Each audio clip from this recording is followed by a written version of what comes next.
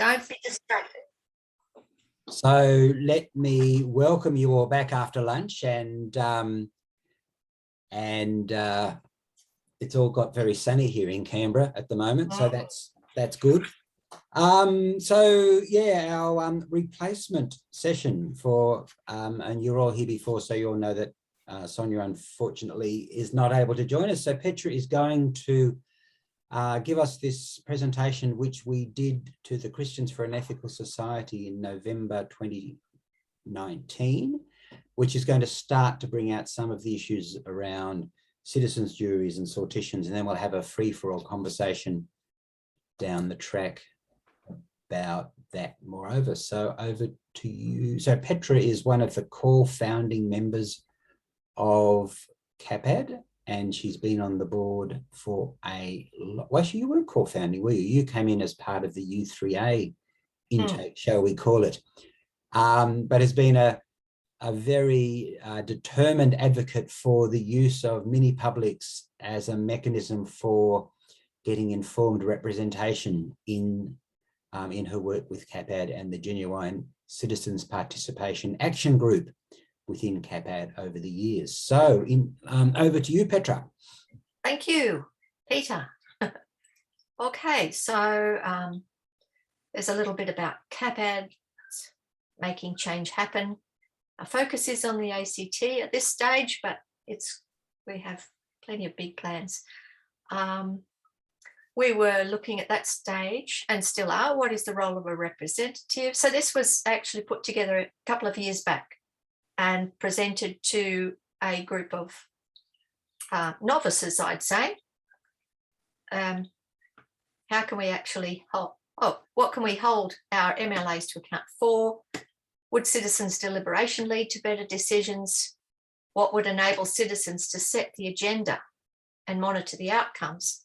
How can citizens working in community identify their needs, and how can we make change happen? These are the sort of introductory things.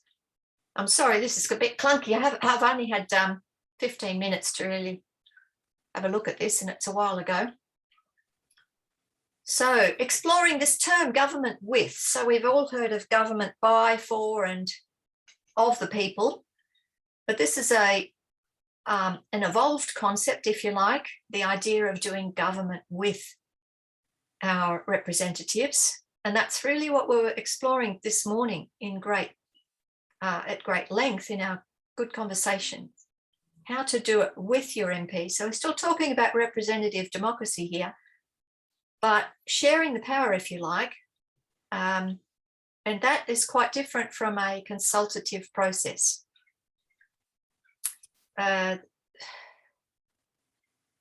So looking at the relationship between representatives and the represented, and the way our representatives do their jobs, the way decisions are made, which includes how communities can set policy agenda, and for supplying or organising space for citizens in their communities to identify changes that are needed. So,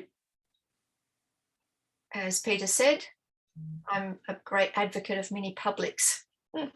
We, those in our little genuine citizen participation group, feel pretty strongly that mini publics are a very strong form of providing genuine participation. So these are my questions. What are they? Why would they lead to better decisions? And what are the experiences elsewhere? Okay, so there's a picture of a mini public in process. Got here. Got some notes.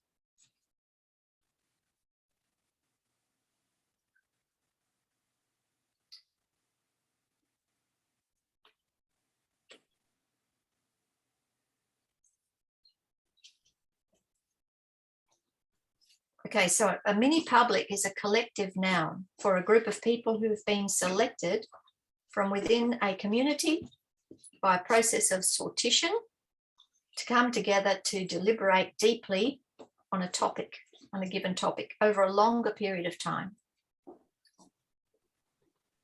It has diverse expert input from a continuum of viewpoints, and it has the ability to circumvent undue influence of vested interests, big business and multinational corporations, largely by virtue of the fact that these are randomly selected individuals. Their identities are obscured, at least until the process is completed. So nobody has a chance really to try to influence the outcomes of the process if it's done properly. Many publics are otherwise sometimes called citizens' assemblies, citizens' juries, panels, or a whole variety of other names.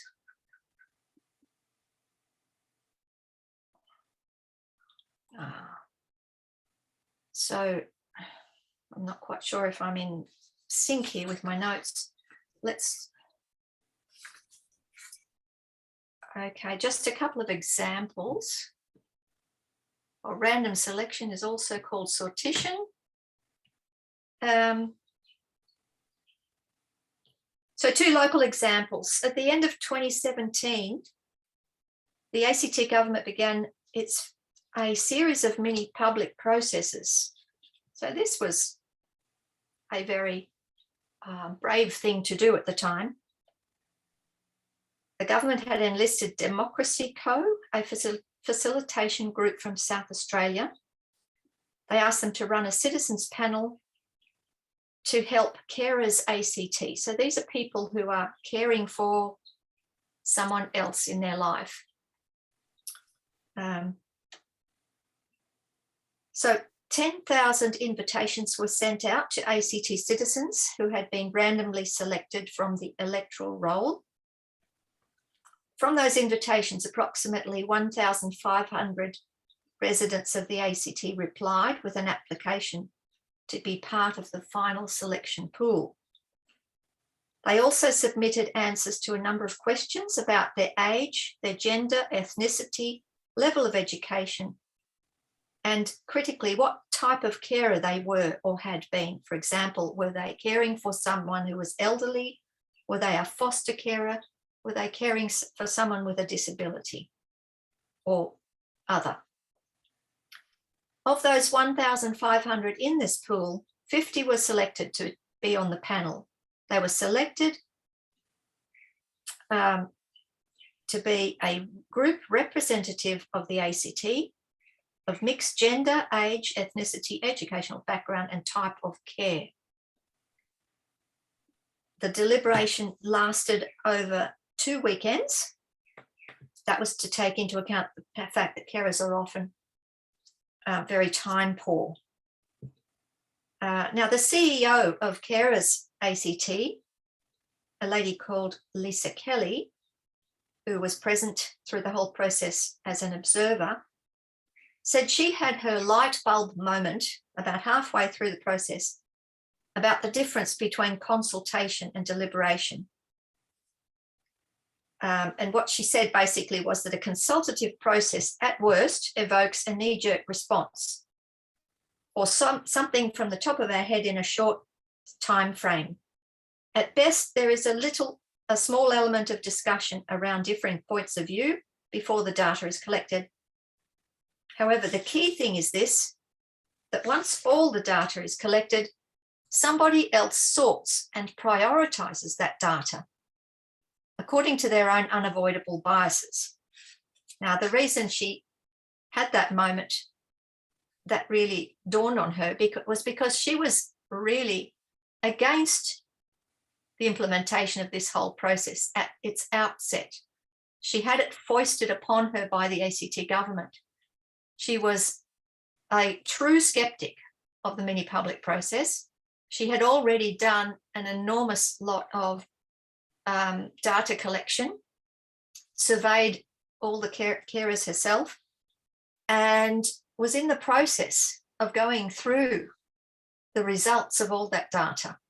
And then she suddenly realized that she was the one sorting it according to her own bias.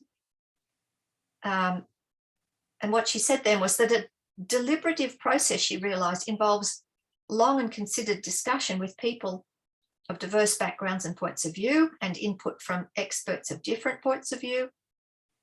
It challenges everyone to articulate the reason for their point of view and to listen deeply to others. Yeah.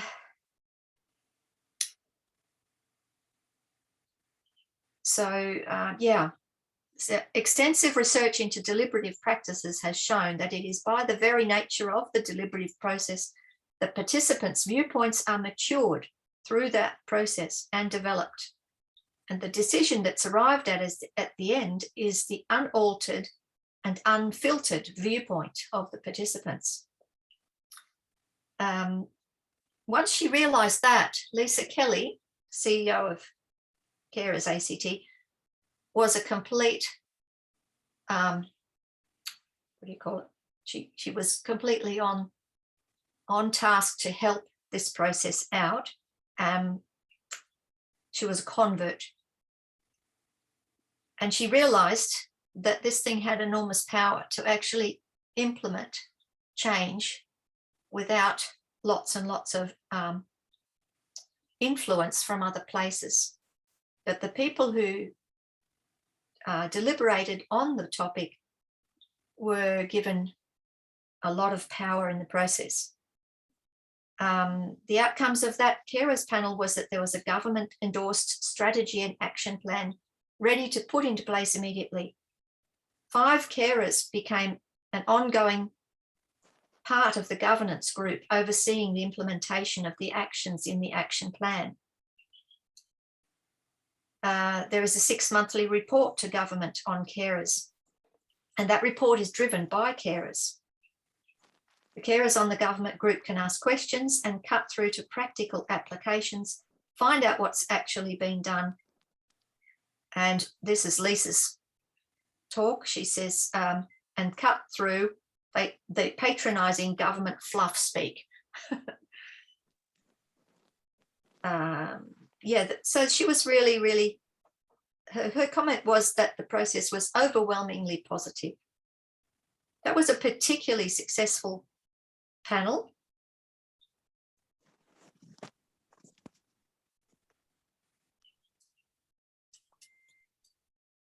Oh, I see where we're supposed to be. We're supposed to be back at up here. No. I'm thinking, Patrick, Right. in terms Sorry. of the time, I mean, what you've just given there is a very clear, concrete example of both how sortition can work to get a group of people together that would be representative of the people who are being consulted. Yeah. And if you like, the eye-opening conversion that Lisa had when she realized how that actually helps her do her work better. And so that's an example of the usefulness of this sort of process. So I'm just thinking in terms of timing here, are there any other lessons from this that you want to draw out for us? Look, I'm really not prepared. I'm sorry. I thought this was going to be a lot more straightforward, but it's not. So I don't think so. What I could share, though, is that more recently, what we've really honed in on are the principles that are used to determine a process of integrity, so that, you know, these mini publics can be manipulated if they're not well designed and well implemented. What are you doing? Stopping the screen share. Okay. Okay, thanks.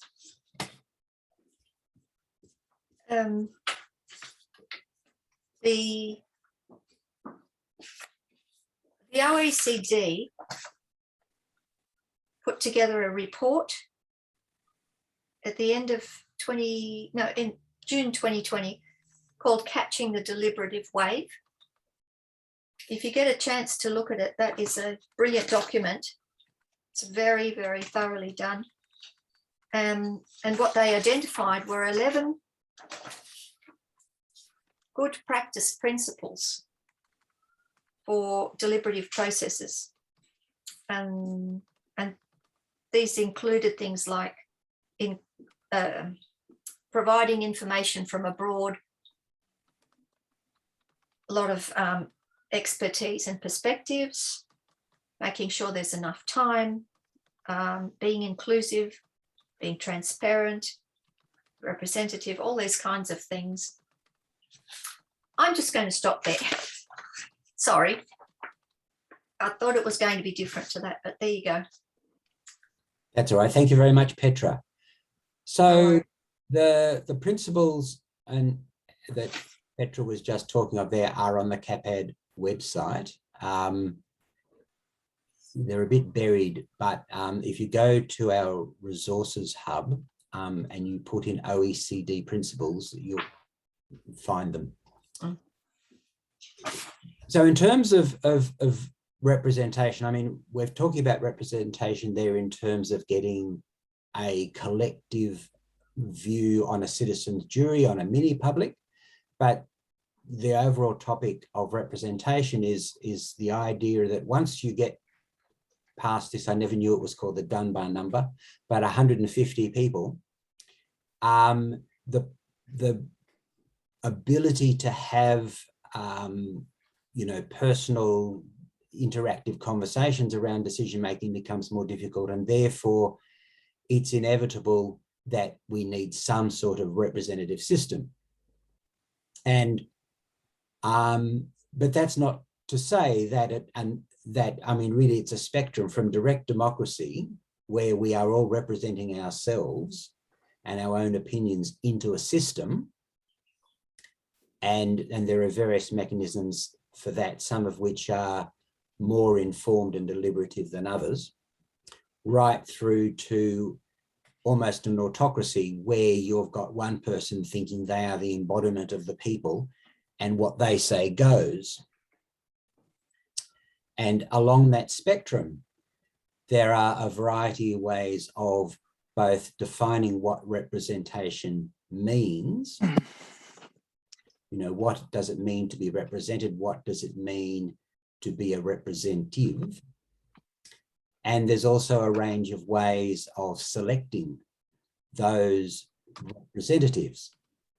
And they're inevitably a mix of, mechanisms for selecting representatives. And so we've got several issues here cross-cutting. We've got the processes of selection, and that's mostly what we're talking about today, but we've also got the roles of the representative and the accountability mechanisms, which are sort of separate issues, but they often get conflated and bundled together in the conversation. So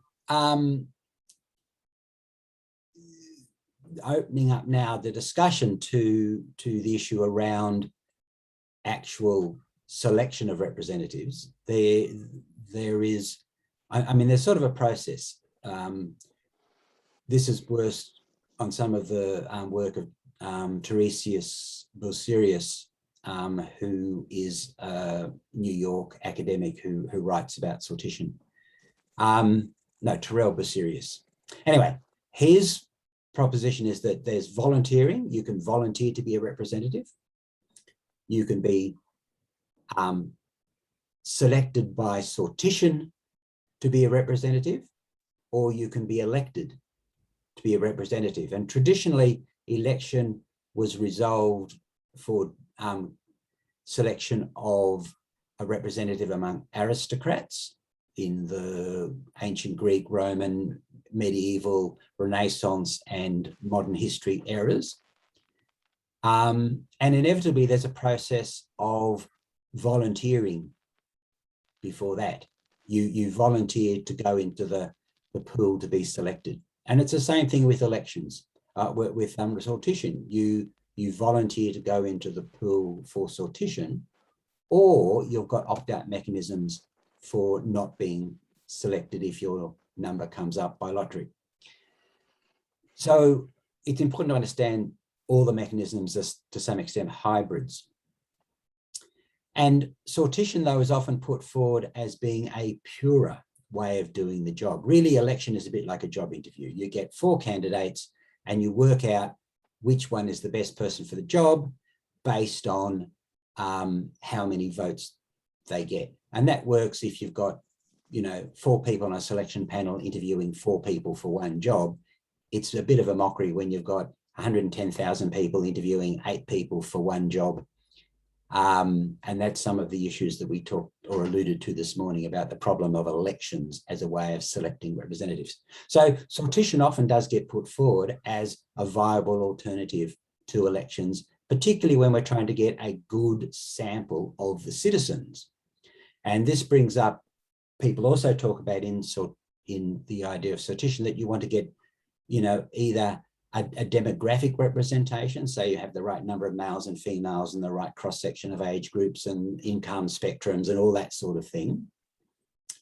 Or you get substantive representation and you get inclusive representation. So in some of the substantive inclusive ones, you make sure that you've got young people, you've got Indigenous people, you've got people with disabilities, you've got, older women as well as younger men in your sample, so that it is a truer representation of society. There's a big overlap there. So I guess the question and the point of conversation for this afternoon then is, what do we reckon about sortition? Does it work? Is it something we can use? Where does it fit? And let's just have a free-for-all conversation. Who wants to start? Well, I'm happy to start. Rosalind's not here to speak for herself, but until I read Rosalind's book, I was kind of a fan of sortition, but I think she clearly laid out in a very structured argument what the shortcomings were. And she also references the way the Greeks used it. As she said today, she said it was used for administration. It wasn't used for representation. So the sortition was used in the Greek democracy to select those people who were going to be the public servants, in effect. The representation was not done by sortition. So roughly, I gather about, at the Agora, you had about maybe 10%, up to 10% turning up. It would vary depending on what the particular topic that they were voting on was. But there is a clear distinction there. So I think that's something that needs to be considered. Okay. Plaxi, you did have your hand up.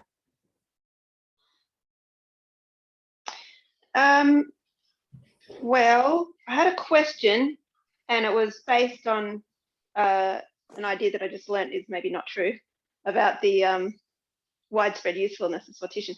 My question was, does anybody know how much the cost of using it may reduce over time by making it an institutionalized practice? Because we often hear that sortition-based processes are very expensive, and a big part of that is the cost of getting the representative group. And I just wonder if that may be less of a problem once you do more of it. I think Rob's waving. Yeah, well, just in response to the question of the cost, I'm very interested in the fact that Democracy Co.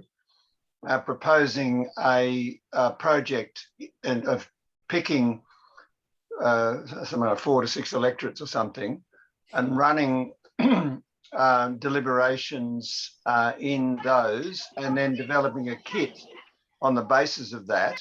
So presumably a kit sounds to me like a more standardized, more less hands-on kind of process in terms of having outside experts. So I'm very interested to see what Emily has to say tomorrow about that, because I think that's a critical factor. There was a deliberation in Yarra that cost about $200,000 or something like that.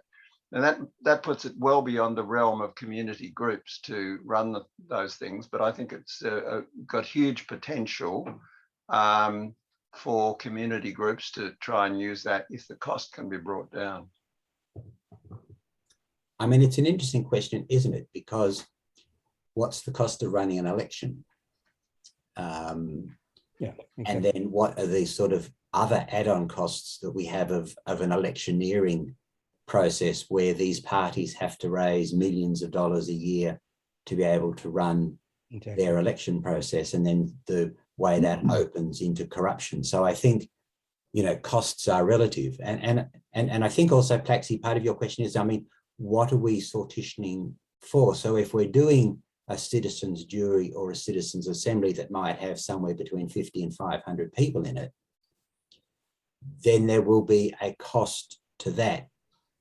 If we're thinking about sortition more broadly in terms of actually getting people into Parliament, or in coming up with a representative for as your, at least as your MP within an electoral process, again, I mean, there's some really, and I don't know the answer, but I think there are some interesting, you know, ways of thinking that through. I mean, if we think about Indi, I mean, it cost the three, or Kathy and then Helen, it cost them a certain amount of money in doing that. But when you look at the value of the effort put in by their thousands of volunteers and the people who made the T-shirts and the pink scones and the orange scones and all the other things that happen, I mean, it's because, I mean, that's a hybrid model, isn't it? It's not really sortition. They picked their candidate out of the hat, sort of, but then they did an interview process, and then they elected them, and then they elected them a second time. Peter. Yes, I just want to make a quick comment on that, if I can, Peter. When you look at the cost of or the amount of money spent in lobbying, it's absolutely huge. In Australia, it runs to many, many millions. In the US, it runs, the latest figure I saw was something like $30 billion, just the amount of money spent by large vested interests lobbying. So there is a case, you can make a case for public funding of deliberative democracy, which would be far less money altogether than is currently spent in trying to bend the, you know, and trying to influence lawmakers, you know, to make policy in one direction or another. I just want to make another comment back about the practices in ancient Greece. The bull, which had 500 people selected, was a lawmaking body. Yeah, is that right? the other groups, that's right. There was a policy making body, and there was a lawmaking body, there was the magistrate, there was an administrative body, and then there was a legal body, and they were all selected by some form of sortition. And what's more, the people were actually paid.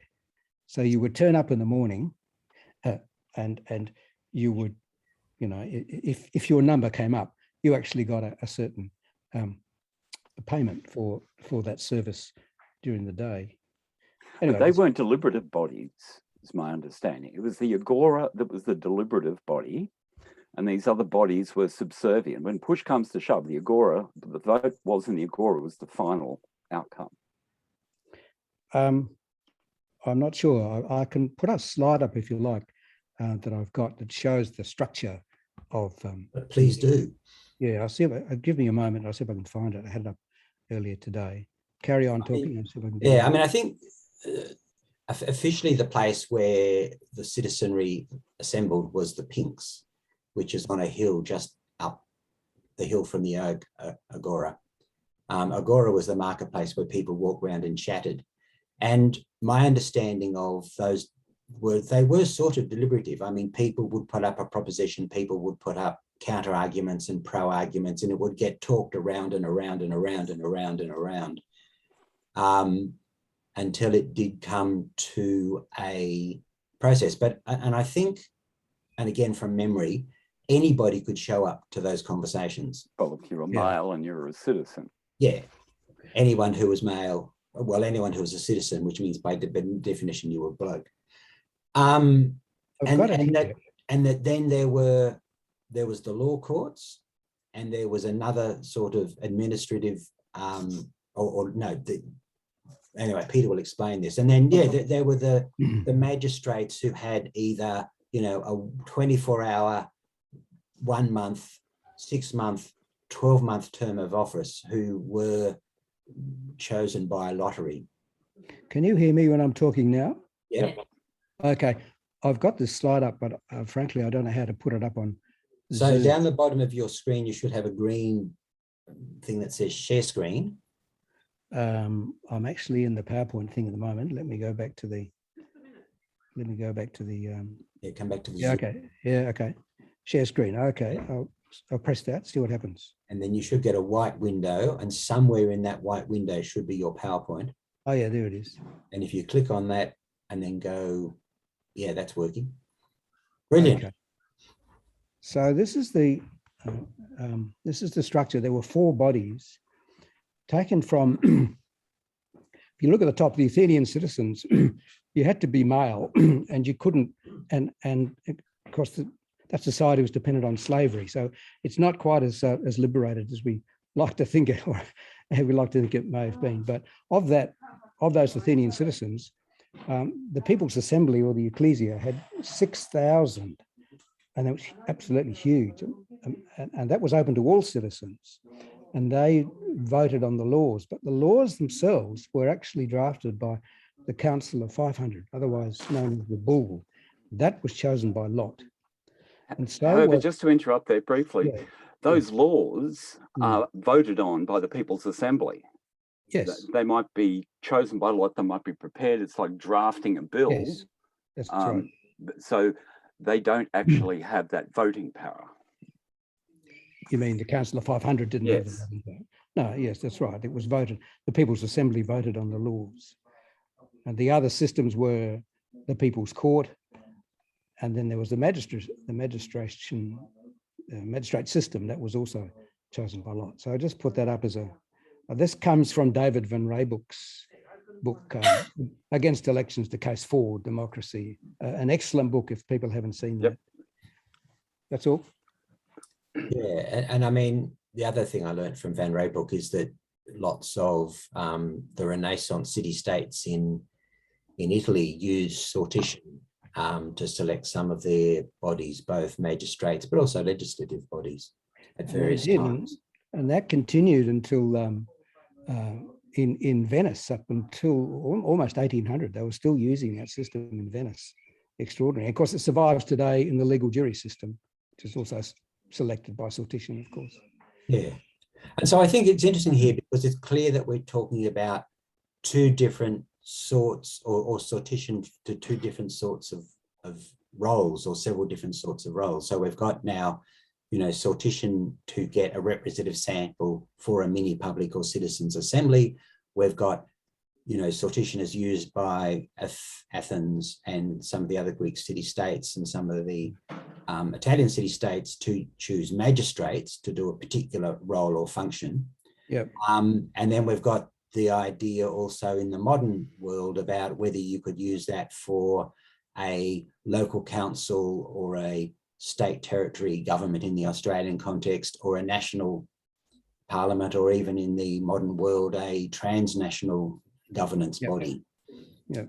And I guess, yes, it's in that space we're grappling with this idea of how would sortition be applicable. I'll just throw one thing on the table. I think that it's every voter's right, every citizen who's a voter, it's their right to say, I wish to be a representative. If other voters in the electorate wish to choose me as their voice in this electorate to pass that on to the elected representative, then I, as a citizen, as a voter, should not have to have approval of anybody else to be that representative. If nobody wants to choose me, then that's their right. They're in effect sort of like voting for me to be their rep by choosing me. And if I wipe my bum on the curtains, then they can take that right to represent them off me in real time, not wait for an election. I guess shall I answer that, Peter? Yeah, I guess the point is, I think we're all familiar with the disadvantages of representative democracy. I mean, I've arrived at this group after a career in science, wondering for years how come we can't make any progress on the really big scientific issues of our day. Why is it we can't get policy enacted around what we know as the science? So I've ended up at this point because clearly representative democracy has not worked. So and what I've come to this position that is that deliberative democracy organised through sortition does appear to work. If you look at the record of that in the last 20, 30 years, it appears to have an excellent track record. Now, it's a developing system and it's not without its challenges and problems. And it also, as you're implying, Thor, it also requires social approval. It requires people to surrender, if you like, to some extent, the approach of representation in order for another system which is less easily hacked to be given a chance. So that's where I've come from, and that's why I support sortition at this stage. It seems to me, workable. But as has already been identified, there's significant costs involved in kind of having it as sort of like a standalone activity, and then getting the number of people involved is the other crucial factor. I mean, one of the reasons that I see what we're doing is we're kind of having sortition through this proxy model down at a bill level. At the representation level, I see that as sort of like a separate part. I mean, like, kind of, we have an election, we choose a representative. Once that process is over, then for the term of the parliament, there needs to be another process, a mechanism to inform the elected rep of what to do. And whether that's sortition or whether that's whatever it is. But at the moment, we kind of got the first bit, but the second bit doesn't really exist. The second bit is, oh yeah, we'll do a bit of consultation. I had a conversation with the member for Petrie, Luke Howe, the other day, who I stood against in 2013. And he was going on about these new laws that are being brought in to ensure voter ID. And I said, if you really cared about democracy, you'd make it law that the elected reps had to do what they want. He deleted that post. I went back to him and said, Luke, you deleted it. Come on. He said, look, I deleted it because what you said was stupid. It made no sense. So that's the level of pushback we get from the elected representatives to this idea of community consultation, because he then went on to say, well, I consult, I listen to my electorate, and then I do what I want, what they want me to do.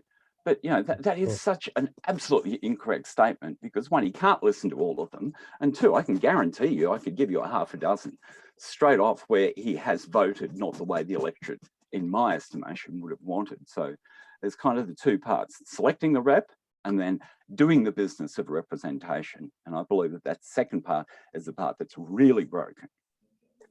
So that's an important point. I mean, at the moment here, we're talking about how you select the reps. And I think the two parts intersect. So it's how you select the rep, and then what do you expect them to do, and how do you expect them to behave, and how do you expect them to continue relating to you when they're your rep, and what are the mechanisms for accountability? Anyway, I noticed, Rob, you're waving your hand there. I was just wondering if we could hear from some other people. I've had a say, and yeah, other people have had a say. I'd be interested in some other views.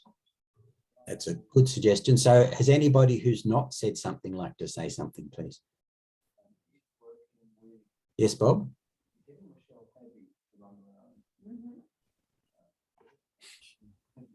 Can you hear me? Yes. Yep.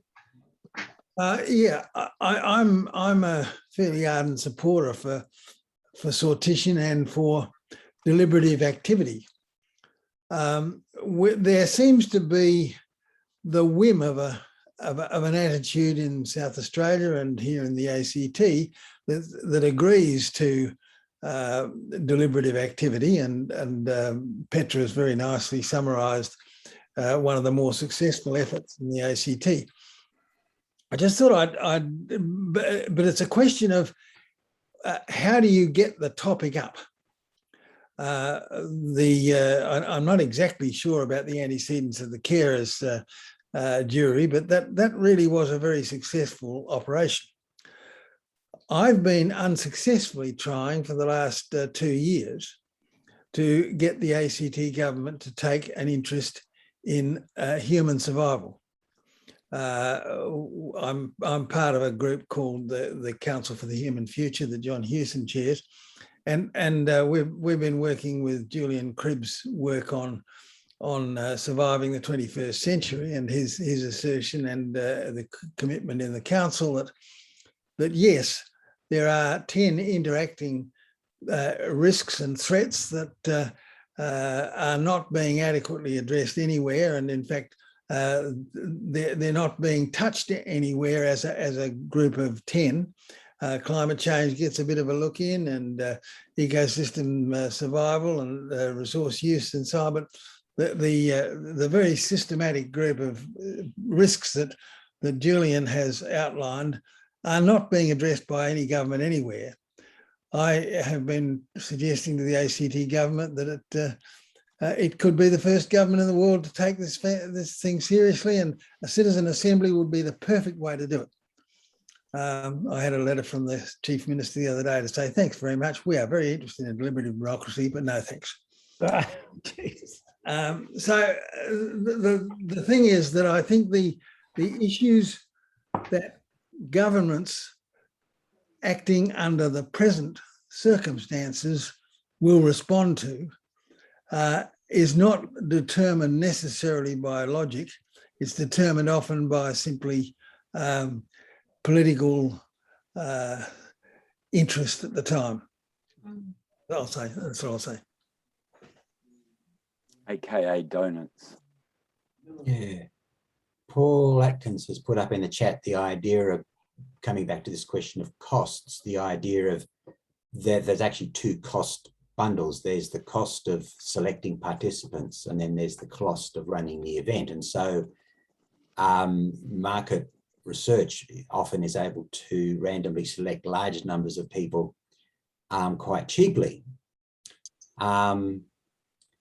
And so I think, again, it comes back to the fact we might be talking about different things here. If we're talking about market research where they just bring people who have a landline up, or these days a mobile phone number up that's randomly generated, yes, that's relatively inexpensive.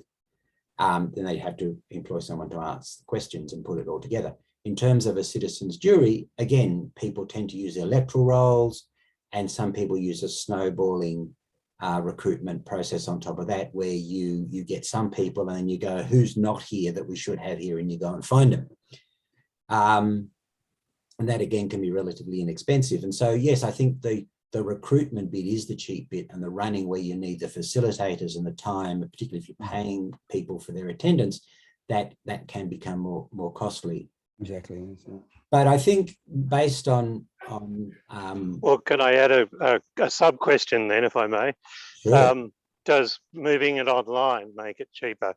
I've just been at a cryptocurrency forum this morning and talking about blockchain and so forth, and just thinking about the ways in which some of those techniques might streamline a lot of this. I think so. And I think what Thor's shown with VoteRap is that you can do quite a lot of stuff online. And yes, there is cheapnesses, savings there. Mark. Yeah, thanks, Peter. I feel like I'm sort of coming in a little bit late on this, so I don't know how the context of sortition is trying to fit in, but I just sort of building off this rich conversation, it seems that we're trying to find ways to make collective wise decisions that are in the service of the common good. And most of the systems that we've got end up being skewed by those with power and influence in some way. And I think, and Thor made a good point there about, making the laws and then administering them, and these different sort of parts of how we can serve the common good. It's interesting that a lot of our current politicians, they don't seem to have any qualms now about a rort. What we would call a rort is they're using public money just to serve their interests with car parks or gun clubs or whatever it is, or giving it to your boyfriend or whatever. And and even Barnaby Joyce would just sort of say, my people have elected me just to get stuff for my people. And whereas most of us thought, well, we elected you because you're serving the country and our common good. So the way, if we had sortition for electing our representatives, it would be okay if they left a lot of the wise decision making to a skillful public service. So the public service was, engaged to serve the common good, and the politician's role was a bit more diminished.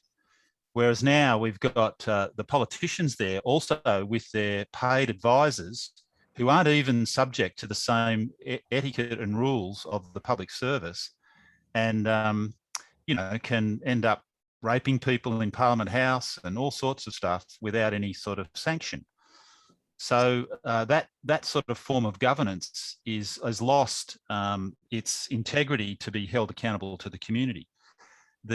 So in a way, if we could work out some areas, we need to keep the existing system. But if we said, what's the highest priority areas where a use of sortition of members for the community with a good process would actually help us resolve some of the toughest collective decision making we need to make.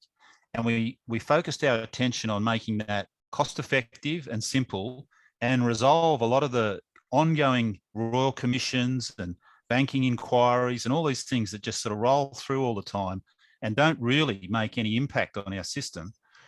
If we could think of it like that, I think we could use sortition very powerfully to show that it's serving the common good, and it's got open and transparent processes.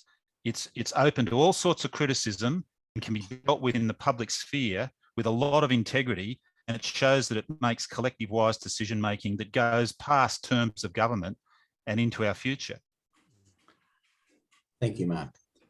Does anyone else who's not spoken want to say something or ask a question?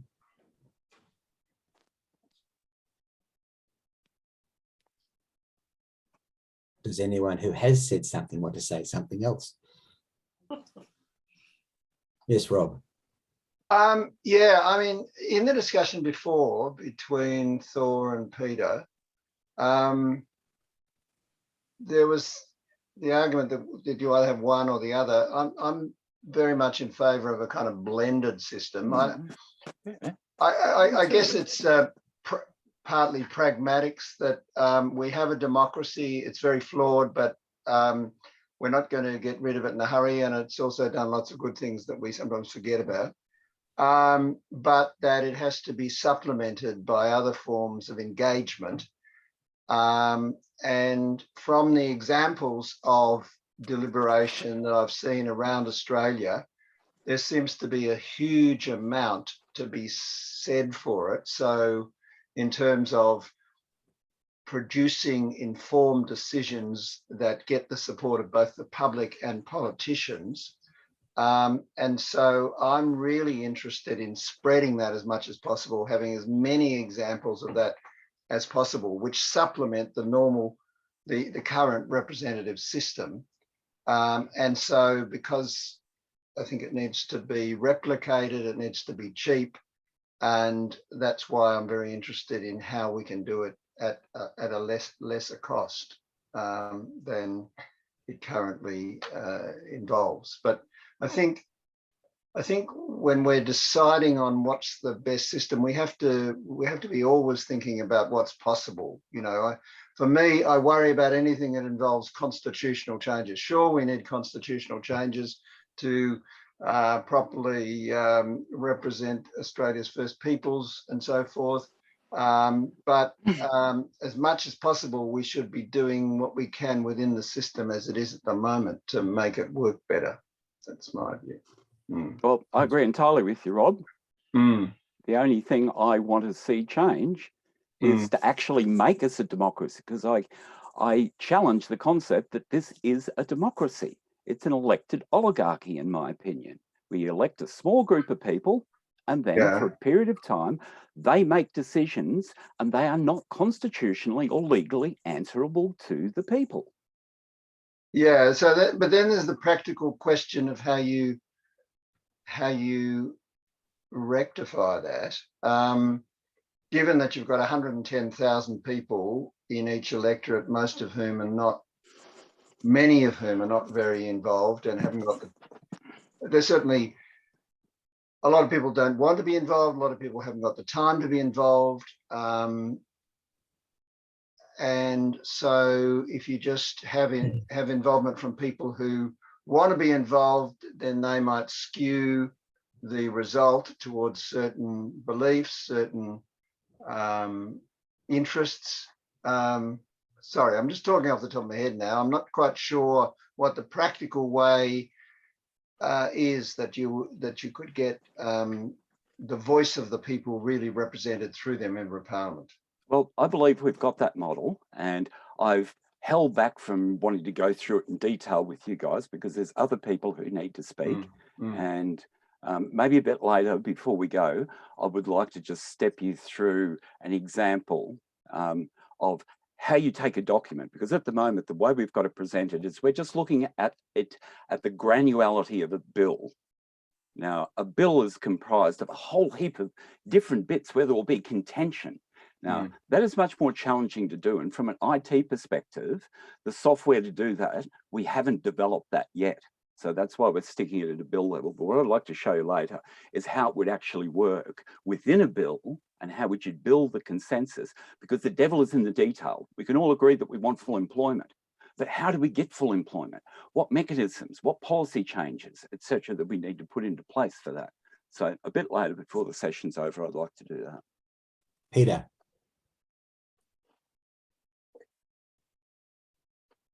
Yes, Peter. You're on mute. Right, you're on mute, yeah. I'm mute, okay. Shall I speak, or have I said too much already? No. I'll be very quick. Just want to go back to the idea of the last couple of conversations was about the idea of a mixed model of sortition with representative democracy. And there must be many ways forward that use both those components, right? At the moment, we have a purely representative, or as Thor keeps saying, it's basically an oligarchic system. And the other extreme, well, there isn't another extreme, but there are examples of mixed representative democracy and sortition systems. And I'm just wondering whether people are familiar with the province of Eastern Belgium and what they've done there. Yes. Yeah, but explain it again. Well, basically what's happened in the province of Eastern Belgium is they've set up a house of assembly that's peopled entirely through the process of sortition. They've got 24 members, and the only thing they're allowed to do, and they're fully funded to do it, is that this house decides on 3 major topics each year, and those topics are all given the full citizens' assembly treatment, and that is all paid for by the province. And then those citizens' assemblies are run, and their conclusions are presented to the representative government of that province to do with as they wish, and they may accept it and turn it into law, or they may reject it. But so that's an example of quite a bold new experiment that's blended the two systems. Yes. Yes, that was actually the purpose of that talk that I gave, but some of my notes were missing. So it was, yeah, but thank you, Peter, for bringing that up. That's a really progressive, I think, way of looking and blending, taking the best of every system. I think we'll have to do that because there's going to be so much resistance to change from vested interest, including the current political system. It's going to be very, very difficult and very, very slow to get, I fear, to get the changes in that we're talking about today. But you've got to start somewhere, eh? Yeah. Robin, did you come in because you wanted to say something? In which case... Yes, I just wanted to add my bit that for the past decade or so, I've been involved in various different consultations in the ACT with about planning matters. And my experience has been that the public service creates what they would like to happen. Then they present it to the community for feedback. And because they've already invested so much time in deciding or not deciding, but in creating a particular outcome, it's almost impossible to get it changed more than a little bit of tinkering around the edges. Mm. And so I've been sort of contemplating that in listening to all the speakers and just trying to work out how you could create a system where people who really don't know the ins and outs of a particular thing, don't understand the full ramifications, can participate in some consultation process and then be expected to make a sound judgment. Yes. Tomorrow afternoon's session with Emily Jenke, Petra again, may well have the answers to some of those questions in it. I'd like to hear them. Okay, Bob. Yeah, am I on mute? No, you're right. Yeah, I'm just wanting to respond to the discussion in the last little while, which began with Mark and leads me to think that we desperately need to create standing sortition capacity to run up against our current representative democracy, so-called representative democracy. And it seems to me the Belgian model has some of it, but perhaps not all of it. But it does seem to me that something that is owned and managed from the community, not from the government, is what we need to balance what's going on in our elected houses. The more this discussion's gone, and the talk about the Belgian approach leads me to think we should be asking ourselves, how could we in the ACT develop a citizen-initiated sortition process for monitoring what is happening in our state and national governments? That's all I want to say. I mean, it's interesting because the deliberative democracy crew at Canberra Uni are proposing that there should be a second chamber of the ACT Legislative Assembly based on a sortition model to be the house of review for the Legislative Assembly. And that's something that John Dryzak's been talking about for a couple of years. The other thing, my pedantry is feeling unease here because I'm starting to hear people say representative democracy or sortition. They're not actually alternatives. We have representative democracy, and what we're talking about are mechanisms for acquiring that representative. Are we going to elect them? Are we going to appoint them? Are we going to draw their names out of a hat? Or are we going to let them volunteer and be funded by large donors to be elected? So that's just to assuage my anxiety about the language here. But I think I mean, we're just coming up to 2 o'clock and this session was supposed to wind up at 2 o'clock. I'm happy for it to go on, but we'll come back to that in a moment. Yeah, but this conversation has mainly been around mechanisms for getting that representation. And what I've heard emerging here is interest in a hybrid model whereby there are some elements of our representative system which are chosen by lottery, and there are elements of our representative system that are chosen some other way. Or, you know, one can have selection by sortition or selection by election, basically, out of a pool of volunteers in how it works. And I think I go back to Rob's point that the current system is a representative democracy system. And I think one of the reasons why CAPAD has been putting its focus into making this system work better is because we don't have to get into, you know, vast constitutional change and massive education of the public about how things can be done differently. It's about how do we make this system actually work in our favour, and what can we bend in it back towards what works in our favour rather than the favour of the large corporations who are currently paying for it. well, not paying for it because they're not paying tax, who are currently paying large amounts of money to influence it.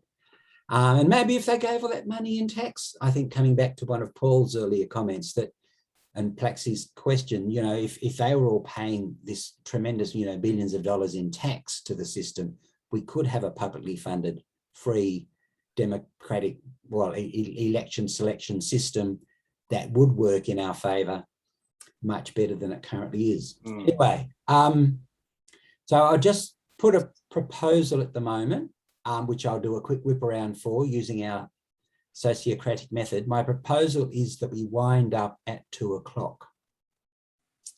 And so just everybody who wants to wind up at 2 o'clock, put your thumb up. Supplementary question. What happens after 2 o'clock if we wind up? We get the afternoon off. We stop talking about this stuff. We stop talking about this.